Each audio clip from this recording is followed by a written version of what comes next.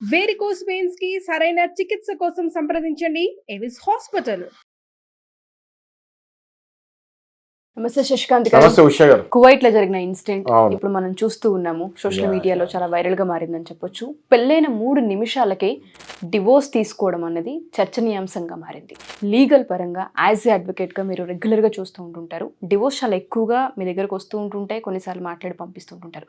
అసలు ఆ ఇన్సిడెంట్ ఏంటి, అక్కడ ఏం జరిగింది, 3 నిమిషాల్లోనే విడాకులు అనే దాకా ఎందుకు వెళ్ళారు, ఫస్ట్ జరిగిన విషయం ఏంటి అక్కడ? ఇప్పుడు అది పబ్లిక్లోకి వచ్చింది కాబట్టి మనకు తెలిసింది. బట్ ఇట్లాంటి ఇన్సిడెంట్స్ చాలా అవుతున్నాయి ఉషా గారు. చాలా ఆన్ రికార్డ్ వచ్చింది. మెట్రో అనే ఒక మీడియా సంస్థ అది బయట పెడుతుంది జరిగింది. కేవలం పెళ్ళైన 3 minutesకే అది మళ్ళీ డిజాల్వ్ అయిపోయింది. అది ఎట్లా అన్నది మనం డిస్కస్ చేద్దాము. ఒకరికొకరు బాగా నచ్చారు.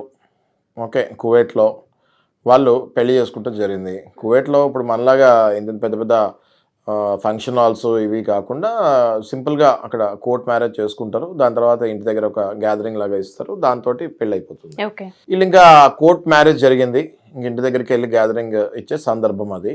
ఓకే, కోర్టులో సాక్ష్యాలు అవి విట్నెస్లు అవన్నీ ఉంటాయి. చక్కగా మ్యారేజ్ చేసుకొని కోర్టు హాల్ నుంచి బయటకు వచ్చారు. పెళ్ళైన 3వ నిమిషం వాళ్ళు ఇంకా బయలుదేరదాం ఇంటికి అని బయటకు వస్తుంతోటి ఆ అమ్మాయి కాలు ఏదో జస్ట్ ఎందులోనో ఇరుక్కొని జారి కింద పడటం జరిగింది. పడగానే వెంటనే ఆ అబ్బాయి చుట్టుపక్కల వాళ్ళు ఏమనుకుంటారు, ఆ అమ్మాయి ఇట్లా నా భార్య ఏంటి, అట్లా ఆ మాత్రం నడుస్తాం కూడా సరిగ్గా రాదా, పడిపోయింది అని అనుకుంటాడు అనే చిరాకు భావంతో ఆ అమ్మాయిని ఎడాపెడా తిడతం జరిగింది. అందులో స్టూపిడ్ అని అదని ఇదని ఇష్టం వచ్చినట్టు ఆ అమ్మాయిని తిడతం జరిగింది. నీకు ఆ మాత్రం తెలీదా, కింద చూసుకొని నడవాలని తెలీదా, ఆ రకంగా ఇంకా తిడతం స్టార్ట్ చేస్తాడు. అసలు ఇదేంటి, అబ్బాయి ఏంటి, ఇప్పుడు పెళ్ళయింది, నేను జారి ఇట్లా కాలేదో తగిలింది కింద పడ్డాను అనుకోకుండా నన్ను బాగా చూసుకోవాలి కదా, భర్త అంటే ఏంటి, ఇంకా ఏ సమస్యలు ఎటువంటి సమస్య వచ్చినా ఎదుట నుంచో నన్ను లేపేదే కదా భర్త, అసలు ఇంత చిన్న విషయానికి నన్ను ఇలా తిట్టాడేంటి, ఇంకా ఈయనతో నేను ఎలా కాపురం చేయాలని వెంటనే డెసిషన్ తీసుకుంది అమ్మాయి. వెంటనే స్పాట్లో డెసిషన్ తీసుకుంది, ఇంకా నేను ఈయనతోటి కాపురం చేయను అని చెప్పేసి వెళ్ళి నాకు డైవర్స్ కావాలని కోర్టులో అప్లై చేస్తాం జరిగింది. అప్లై చేయగానే డైవర్స్ ఇస్తాం కూడా జరిగింది. This is called the shortest marriage in the entire country. అసలు మనం వరల్డ్ లో తీసుకున్నా కూడా one of the shortest marriages అనుకోవచ్చు.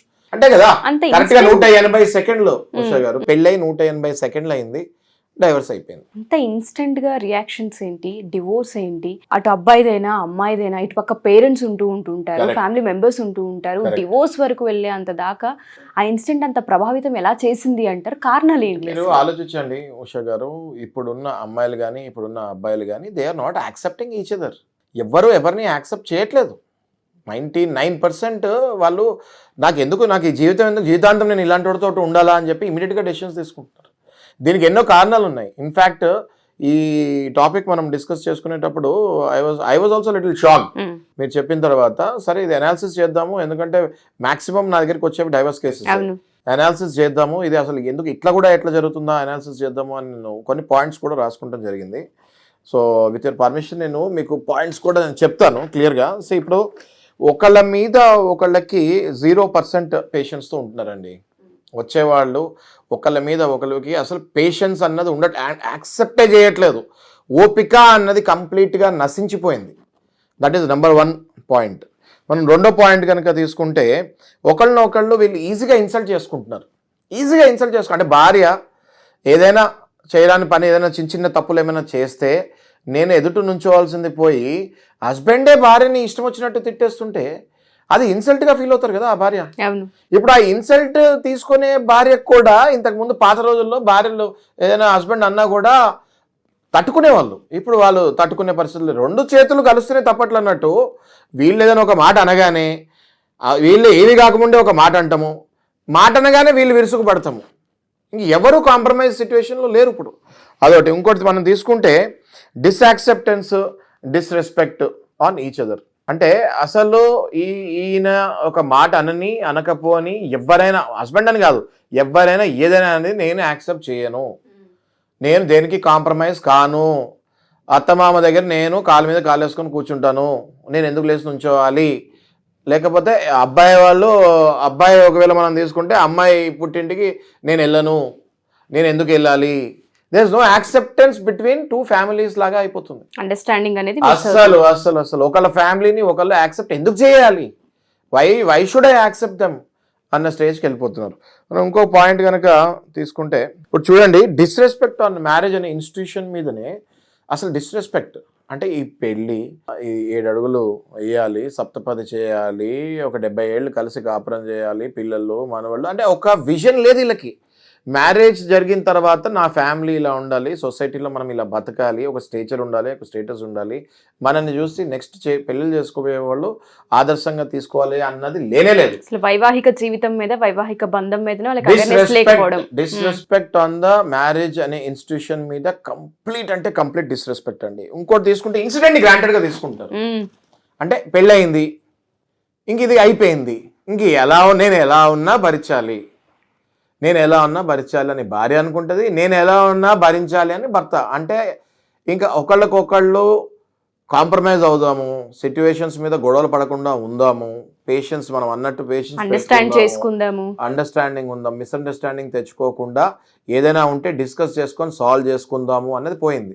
ఇన్సిడెంట్ని గ్రాంటెడ్గా తీసుకొని పెళ్ళయింది, నేను ఎలా ఉన్నా ఈమె నన్ను యాక్సెప్ట్ చేయాలి, అలాగే ఆమె కూడా పెళ్ళయింది ఇంకా అయిపోయింది, నేను ఎలా ఉన్నా నా హస్బెండ్ నన్ను యాక్సెప్ట్ చేయాలి అన్నది ఒకటి ఎక్కువగా తీసుకుంటాం జరుగుతుంది. Immatured marital decision. ఎంత ఇమ్మెచ్యూర్డ్ మ్యారిటల్ డెసిషన్ అంటే ఇది, అసలు ఆ అబ్బాయి నాకు కుదరదా, అసలు అమ్మాయికి నాకు కుదరదా, నాకు వయసు అయిపోతుంది, నాకు ఈ సంబంధం వచ్చింది, నేను చేసేసుకోవాలి. ఇట్స్ ఎ బిజినెస్ డీల్ లాగా అయిపోతుంది ఇవాళ మ్యారేజ్ అనే ఇన్స్టిట్యూషన్. అంటే ఇప్పుడు 23-24 ఏళ్ళకి ఇంతకు ముందులాగా ఎవరు పెళ్లి చేసుకోవట్లేదు కదా. నాకు వయసు అయిపోతుంది, నాకు సంబంధం వచ్చింది, నాకు 30 ఏళ్ళు దగ్గర పడ్డాయి, నేను ఇప్పుడు చేసుకోకపోతే మళ్ళీ సంబంధం వస్తుందో రాదో నాకు తెలియదు, so take a decision, I want to marry. So మీరు అన్నట్టుగా ఈ పాయింట్స్ వైజ్గా మనం చూస్తే ఇన్మెచ్యూరిటీ కనిపిస్తుంది, వివాహ వ్యవస్థ పైన అవగాహన లేకపోవడం, అండర్స్టాండ్ లెవెల్స్ లేకపోవడం, అండ్ దాంతోపాటు ఒక లేబులింగ్కి వచ్చేయడం, ఒక సిచ్యుయేషన్ యాక్సెప్టెన్స్ చేయలేకపోవడం, ఇవన్నీ ఒక ఎత్తు అయితే ఆ వివాహానికి సంబంధించి ఆ ఇన్సిడెంట్ మనం చూస్తే అక్కడ పేరెంట్స్ ఉంటూ ఉంటారు, దాంతోపాటు పెళ్ళికి వచ్చిన బంధువులు ఉంటుంటారు, వాళ్ళైనా ఇనిషియేటివ్ తీసుకొని చెప్పాల్సిన పరిస్థితి ఉంటుంది.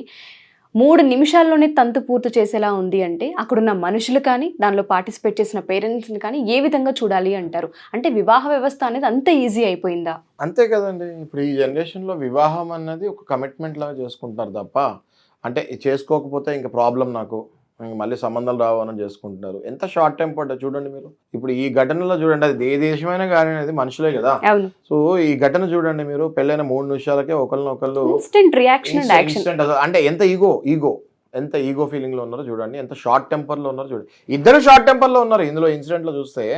అటు హస్బెండ్ షార్ట్ టెంపర్డ్, ఇటు wife short tempered. Okay, husband నా పరువు పోద్దేమో, నా భార్య అందరి ముందు పడిపోయింది అని ఈగో ప్లస్ షార్ట్ టెంపర్ లో తిట్టేశాడు.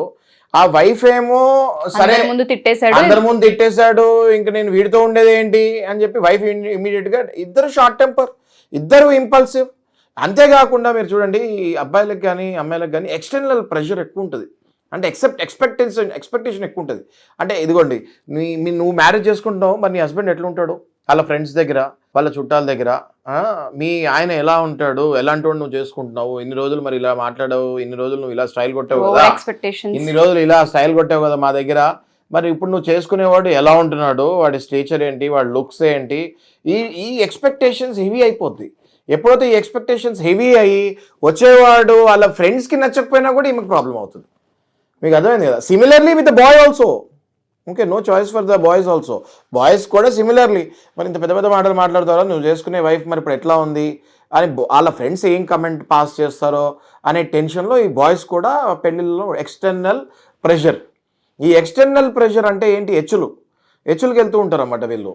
అంటే ఇప్పుడు నేను చేసుకోబోయే భార్య ఇలా ఉంటుంది, నేను చేసుకోబోయే భర్త ఇలా ఉంటాడు, ఆయన దగ్గర బెంజ్ కార్ మినిమం ఉంటుంది. ఇప్పుడు ఆ పెళ్లి చేసుకునే టైంకి వాడి దగ్గర ఇండికా కూడా ఉండకపోవచ్చు. కళలు వేరు, ఎక్స్పెక్టేషన్స్ వేరు, ప్రాక్టికల్ లైఫ్ వేరు. అది దయచేసి అర్థం చేసుకోవాలి. మీరు కాలేజీల నుంచి అప్పుడే ఫ్రెష్గా బయటకు వచ్చి ఉంటారు, సినిమాలు బాగా చూస్తూ ఉంటారు. సినిమాల్లో హీరోల్లాగా ఉండాలంటే ఆ సినిమాల్లో హీరోలు కూడా నిజమైన లైఫ్లో కొంతమంది డిప్రెషన్కి వెళ్ళి సూసైడ్ చేసుకునే వాళ్ళు ఉన్నారు. ప్రాక్టికల్ లైఫ్ వేరు, సినిమాలు వేరు. అది ఎప్పుడైతే అది అర్థం చేసుకొని తత్వం బోధపడుతుందో వీళ్ళు కరెక్ట్ ట్రాక్లోకి వస్తారు. రియాక్షన్స్ డెఫినెట్లీ ఉషా గారు, ఈ ఎక్స్టర్నల్ ప్రెషర్స్ వల్ల చాలా మ్యారేజెస్ కుప్పకూలుతున్నాయి. మనం గతంలో మాట్లాడుకున్నాం, ఎన్నో డైవర్స్ కేసులు మనం డిస్కస్ చేసుకున్నాం. రెగ్యులర్ గా వింటూ ఉంటాం. పెళ్ళైన మరుక్షణం, నేను మీకు ఇంకా చాలా విచిత్రమైన విషయం చెప్తాను, పెళ్ళైన మరుక్షణం, ఇప్పుడు ఇది 3 నిమిషాలు అయింది, మన ఇండియాలో ఏం తక్కువ లేదు, మనం కరెక్ట్గా మన ఇండియాలో కూడా జల్లెడ పడితే 1 నిమిషంలో విడాకులు అయినా కూడా చాలా దొరుకుతాయి. ఓకే, నా దగ్గరికి వచ్చిన కేసులో కేవలం ఆ అబ్బాయి లాంగ్వేజ్ సరిగ్గా లేదని విడాకులు కోరుకుంది ఆ అమ్మాయి. అంటే ఆ అబ్బాయి మాట్లాడే లాంగ్వేజ్ సరిగ్గా లేదని విడాకులు తీసుకుంది ఆ అమ్మాయి. మరి దీనికి ఏం చెప్పాలి ఇప్పుడు, అర్థమవుతుందా మీకు? సో ఈ అబ్బాయి ఇంకా నేను చెప్పుకుంటూ పోతూ ఉంటే చాలా సిల్లీ రీజన్స్ వల్ల విడాకులు తీసుకున్నవి కోకొల్లలు చూస్తున్నాను నేను ఈ మధ్య. దయచేసి పేరెంట్స్ పిల్లలకి చెప్పాల్సింది ఏంటి అంటే, సర్దుకుపోవాలి, ఆ తర్వాత విపరీతంగా అయినప్పుడు ఇంకా కుదరనప్పుడే డైవర్స్కి వెళ్ళాలి. మీరు అలా అని చెప్పి సర్దుకుపోవాలని చెప్పేసి టోటల్గా హారబుల్ పర్సన్ తోటి జీవించే అవసరం లేదు. అలా అని చెప్పి అది చిన్న ఇన్సిడెంట్ అయితేనే ఇంకా నాకు డైవర్స్ కావాలని చెప్తే, balance, you have to balance your life somewhere. అప్పుడు కానీ మన జీవితాలు బాగుపడే ఛాన్సెస్ చాలా తక్కువ. మ్యారేజ్ అనే వ్యవస్థ స్పెషల్లీ మన ఇండియాలో హిందూ సంస్కృతిలో చాలా పవిత్రమైన ఇన్సిడెంట్ అది. ఏదైతే ఆ మ్యారేజ్ అనే ఇన్స్టిట్యూషన్ మనం పెట్టుకున్నామో అట్లాంటిది కుప్పకూలకుండా ఉండాలి అంటే పేరెంట్స్ అనే పాత్ర చాలా ఎక్కువగా పనిచేయాలి. తల్లి తండ్రి పిల్లల ముందు బిహేవియర్ కానివ్వండి, లేకపోతే కొట్టుకోకుండా నీట్గా ముందుకు వెళ్తాం కానివ్వండి, ఒకరి కష్టాల్లో ఒకరు సపోర్ట్ చేసుకుంటాం కానివ్వండి, ఇవన్నీ కూడా పిల్లలు అబ్జర్వ్ చేసి రేపొద్దున ఫ్యూచర్లో వాళ్ళకి పెళ్లి చేసుకోవాలనే కోరిక రావాలి. అంతేగాని మీరు కొట్టుకునే మీ ఫైటింగ్ ఇన్సిడెంట్స్, మీ ఇన్సిడెంట్స్ చూసి నాకు అసలు పెళ్ళంటే విరక్తి బాబోయ్ అనే పిల్లలు కూడా మా దగ్గరికి వస్తున్నారు. ఇప్పుడు భార్యాభర్త కొట్టుకుంటున్నప్పుడు పిల్లలు 10th క్లాస్ ఇంటర్మీడియట్కి వచ్చేసి ఇంకా కొట్టుకుంటున్నారు తల్లి తండ్రి. మరి ఆ పిల్లలకి ఇంకా పెళ్ళి అనే వ్యవస్థ మీద విరక్తి కలుగుతుంది కదా. 50% రీజన్ ఇప్పుడు పిల్లలు ఎందుకు పెళ్లి చేసుకోవద్దు, నో మ్యారేజ్, డింకులు, డ్యూల్ ఇన్కమ్, నో కిడ్స్ ఇవన్నీ అంటున్నారు కదా. ఇవన్నీ ఎందుకు వస్తున్నాయి రీజన్ అంటే కేవలం తల్లిదండ్రులు కొట్టుకునే ఇప్పుడు ఈ యంగ్ జనరేషన్ లాస్ట్ 10 yearsలో డైవర్స్ రేట్లు మనకు బాగా పెరిగిపోయేసరికి ఆ పిల్లలు మ్యారేజ్ అయితే ఇంత హారిబుల్గా ఉంటుందా, ఇంత నరకం చూడాలా, కోట్ల చుట్టూ తిరగాల అన్నది మైండ్లో సెట్ చేసుకుని అసలు ఈ పెళ్ళే నాకు వద్దు, ఎందుకు వచ్చిన గొడవ, నేను ప్రశాంతంగా ఉన్నప్పుడు మ్యారేజ్ అయితే కోట్ల చుట్టూ నేను తిరగాల అన్నట్టు ఒక కంక్లూజన్కి వస్తున్నారు. ఎగ్జాక్ట్లీ. వివాహ వ్యవస్థ అనేది అక్కడ దాకా దారి తీసుకెళ్ళిపోతున్నారంటంలో అతిశయోక్తి లేదు. మీరు అన్నట్టుగానే 3 నిమిషాల్లో డెసిషన్స్ అనేవి తీసుకుంటున్నారు. ఎస్పెషల్లీ పేరెంట్స్ యొక్క పాత్ర చాలా ఎక్కువగా ఉందనే చెప్పాలి. ఆ పేషెన్సీ లెవెల్స్ అయినా, అండర్స్టాండింగ్ అయినా, ఒకరికొకరు సర్దుకుపోయే తత్వం అయినా సరే ఎప్పుడైతే వీళ్ళు బోధిస్తూ ఉంటుంటారో పిల్లలకి అది తెలియకుండానే అబ్జర్వ్ చేసుకునే అవకాశం ఉంటుంది. థ్యాంక్ యూ సార్, దీనిపైన విశ్లేషణ ఇచ్చినందుకు, ఎస్పెషల్లీ కారణాలని ఎక్స్ప్లెయిన్ చేసినందుకు. Thank you sir, thank you so much. Suman టీవీలో మీ పర్సనల్ అండ్ బిజినెస్ ప్రమోషన్స్ కోసం కింది నెంబర్కి కాంటాక్ట్ చేయండి.